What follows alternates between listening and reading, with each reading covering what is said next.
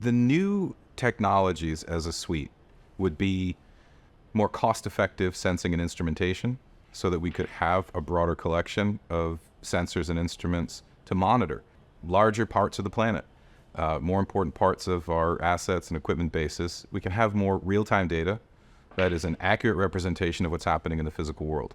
When we have that, we can manage risk better. So all of a sudden, you've got visibility into maybe real-time, not necessarily real-time, but imagine a higher frequency, higher resolution digital map of the things that matter on the planet. Now you can start to observe them, you can start to optimize them, manage them, preserve them, and from our perspective in our business, you can start to incorporate climate performance metrics with traditional operating metrics or KPIs. So all of a sudden, carbon, energy, water can become operating variables, and differentiation on them can become ways that businesses make more money.